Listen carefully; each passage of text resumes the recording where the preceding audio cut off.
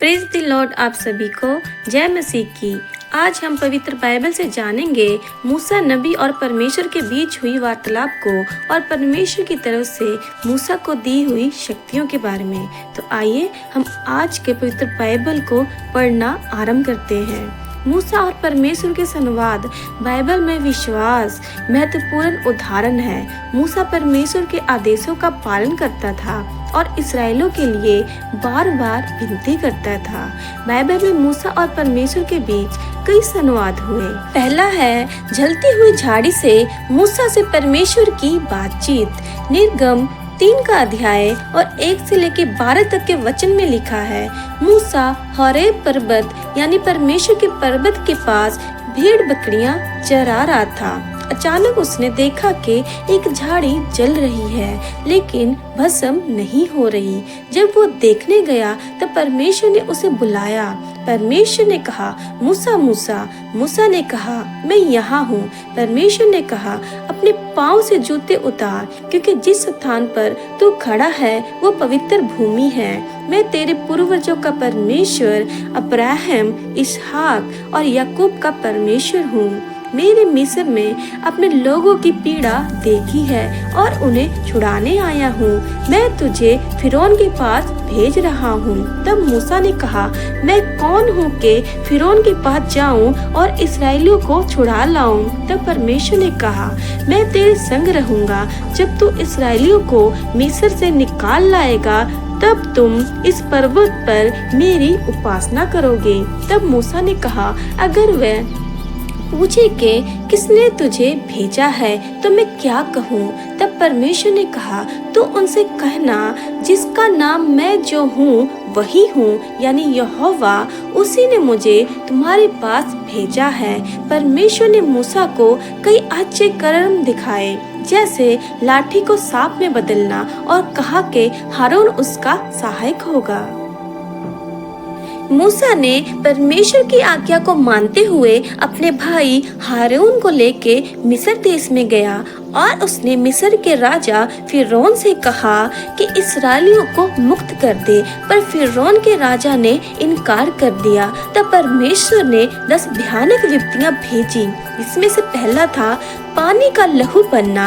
निर्गम 7 का अध्याय 14 से लेके 24 के वचन में लिखा है, मूसा ने अपनी लाठी नील नदी पर मारी और पूरा जल लहू में बदल गया। मछलियां मर गई और पानी पीने योग्य नहीं रहा। दूसरा है मेंढकों की विपत्ति। निर्गम 8 का अध्याय और उसके 1 से लेकर 15 के वचन में लिखा है, मिस्र में हर जगह मेंढक भर गए, राजमहल, रसोई, बिस्तर में भी। और तीसरा था जीवों की विपत्ति। निर्गम 8 का अध्याय 16 से लेकर 19 में लिखा है, मूसा ने धरती की धूल को लाठी से मारा और वहाँ जू बन गई जो मनुष्य और पशुओं पर आ गई। और चौथा था मक्खियों की विपत्ति। निर्गम 8 का अध्याय 20 से लेके 32 के वचन में लिखा है, चारों ओर जहरीली मक्खियां भर गई, लेकिन इस्राएलियों के क्षेत्र योगेश में नहीं गई। और पांचवा है पशुओं की महामारी। निर्गम 9 का अध्याय 1 से लेकर 7 के वचन में लिखा है, मिस्र के पशु मर गए लेकिन इस्राएलियों के पशु सुरक्षित रहे। और छठा है फोड़े फिंसियों की विपत्ति। निर्गम 9 का अध्याय और 8 से लेके 12 नंबर के वचन में लिखा है, मिस्रियों और उनके पशुओं के शरीर पर दर्दनाक फोड़े उभर आए। और 7वीं विपत्ति थी ओलों की विपत्ति।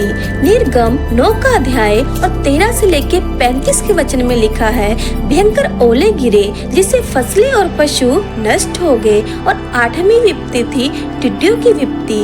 निर्गम 10 का अध्याय 1 से लेके 20 के वचन में लिखा है, टिड्डियों के दल ने पूरी फसल खा ली और देश को उजाड़ बना दिया। और 9वीं विपत्ति थी अंधकार की विपत्ति। निर्गम 10 का अध्याय और 21 से लेके 24 के वचन में लिखा है, 3 दिनों तक घना अंधकार छा रहा, पर गोशेन में रोशनी बनी रही। और 10वीं थी पहलोठों की मृत्यु। निर्गम 11 और 12। परमेश्वर ने मिस्र के हर पहलोठे पहले बच्चे और पशु को मार डाला, लेकिन जिनके घरों पर मेमने का लहू लगा था वह बच गए। परमेश्वर ने मूसा को अपने लोगों को मुक्त करने के लिए चुना और शक्ति दिखाने के लिए 10 विपत्तियां भेजी। ये दिखाता है कि परमेश्वर अपने वचनों को पूरा करता है और अपने लोगों की रक्षा करता है। मेरे प्रियो, इस वीडियो में बस इतना ही।